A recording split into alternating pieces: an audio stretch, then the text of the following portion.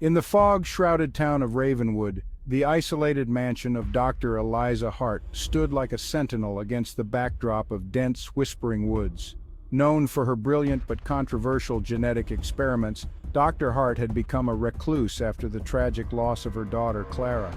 The townsfolk spoke in hushed tones about the strange lights and eerie sounds emanating from her mansion at night, but no one dared to venture close. One stormy night, Sheriff Tom, a man of steadfast resolve, received a chilling phone call from Dr. Hart. The line crackled with static, but her voice came through, tinged with desperation and fear. Help! Escaped! Danger! Before he could respond, the line went dead. The ominous message sent a shiver down his spine, and despite the pouring rain and the gnawing sense of dread, he felt compelled to investigate. Driving through the winding, fog-laden roads, Tom arrived at the mansion.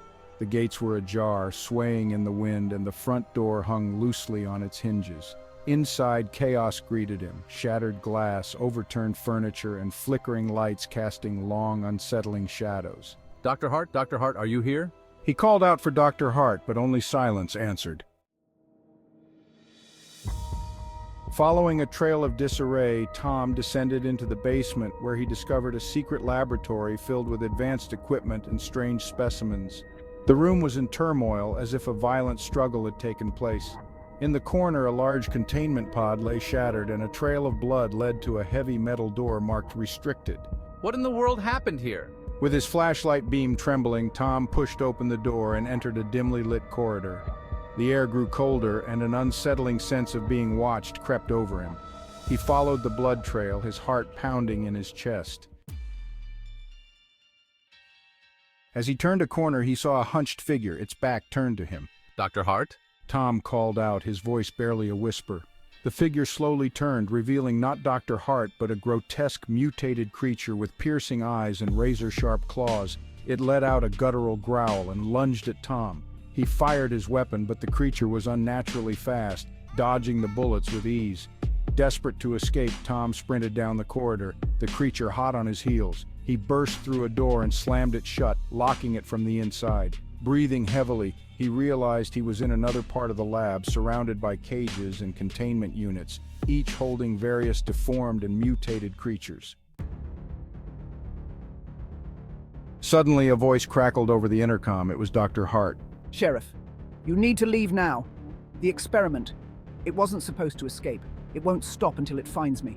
With renewed urgency, Tom searched for an exit, but every door was sealed shut. The creature's claws scratched at the door, getting closer. Just as he thought all hope was lost, he noticed a ventilation shaft in the ceiling. He climbed up and crawled through the narrow passage, the creature's roars echoing behind him. He emerged in the mansion's library, covered in dust and cobwebs. As he stumbled to his feet, he saw Dr. Hart, bleeding and barely conscious, lying against a bookshelf. Tom, you have to destroy the lab. It's the only way to stop it. With no time to lose, Tom carried Dr. Hart to his car and sped back to town. He gathered a group of townsfolk and returned to the mansion with torches and gasoline. As they set the lab ablaze, the creature's agonized howls filled the night air. The fire consumed the mansion, and with it the horrors it contained. In the aftermath, Dr. Hart revealed that she had been trying to bring her daughter back to life using experimental genetics, but the process had gone horribly wrong. The creature was a twisted version of Clara, driven by an insatiable rage. Ravenwood slowly returned to normal, but the scars of that night remained. I could never forget the horrors I had witnessed. And the townsfolk spoke in hushed tones about the mansion and its tragic legacy. Somewhere in the distance, on quiet, foggy nights, the faint howls could still be heard, a haunting reminder of the darkness that had once consumed Ravenwood.